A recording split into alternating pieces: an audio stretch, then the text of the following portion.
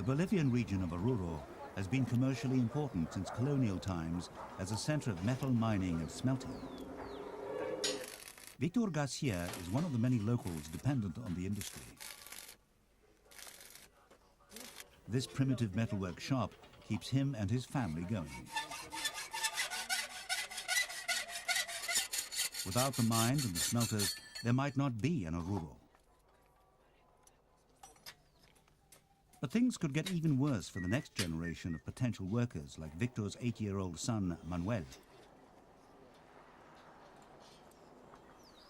Unemployment levels are high across Bolivia, even in areas with well-established industries like mining. So it's important to keep businesses going, but at what cost?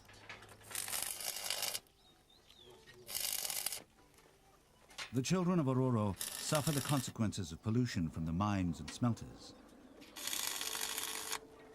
Manuel has a serious skin condition that's believed to be a direct result of the high levels of contamination around the region.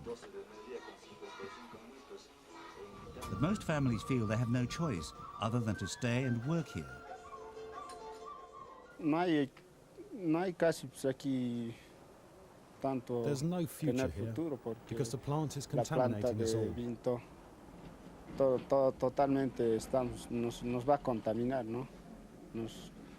But where are we going to go? Nowhere. We're obliged to live here because we don't have any money to move. There are several smelting plants like this in the Oruro region, most of them owned by foreigners. Whether state or privately owned, the mining companies have played a vital role in Bolivia's economy. Metals like silver, tin and aluminium can all bring in foreign currency.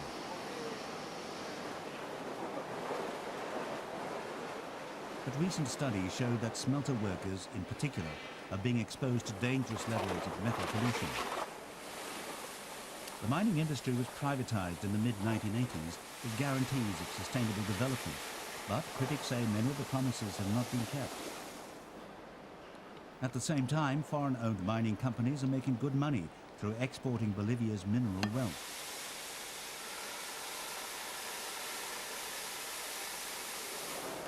Many recessions have hit Bolivia, causing already high levels of unemployment to rise further.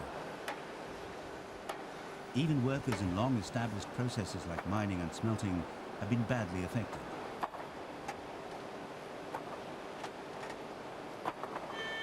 So the people of Oruro cling to the industry and whatever work it gives them, no matter what health risks are involved.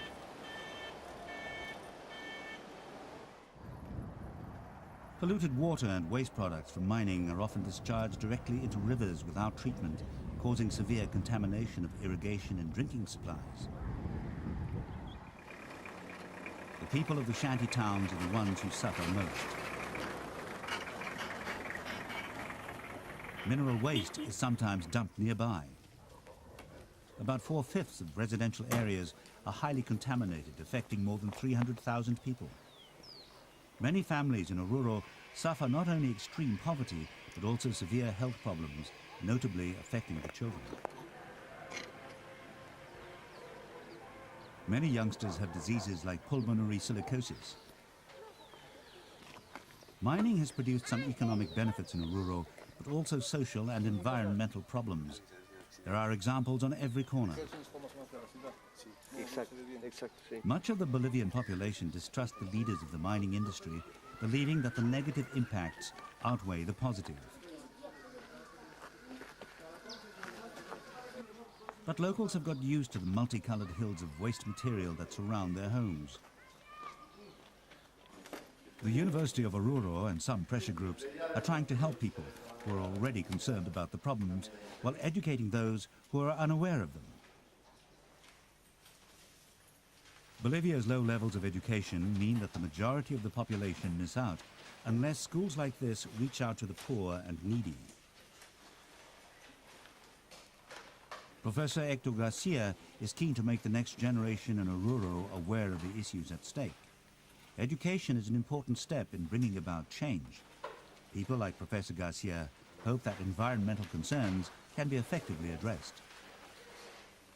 En muchos casos se ha dicho que una empresa que cierra es una empresa que deja desempleados y que la operación y el mantenimiento de los empleos presupone un cierto sacrificio de la calidad ambiental. Esto nosotros hemos venido denunciando desde la perspectiva del movimiento socioambiental, pero también desde la perspectiva que es importante de los estudios ambientales que hemos venido desarrollando. Creemos y estamos seguros que los paradigmas del desarrollo sostenible son los elementos que deberían regir.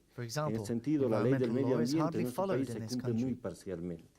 Habría que decir con claridad y últimamente existen intentos para modificar y ablandar la ley del medio ambiente y sus reglamentos en favor de las empresas productivas, particularmente del sector minero, del sector petrolero a nivel nacional y del sector industrial, que son los más favorecidos por la gestión.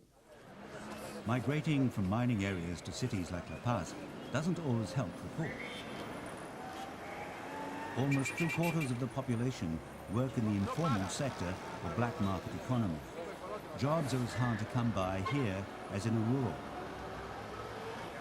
Bolivia's Ministry of Sustainable Development and Planning is responsible for the protection of the environment. It has so many problems and complaints on its books that Oruro is not regarded as a priority. Critics say that the authorities have ignored proposals for a more sustainable mining industry in which pollution would be reduced and workers' health and safety improved.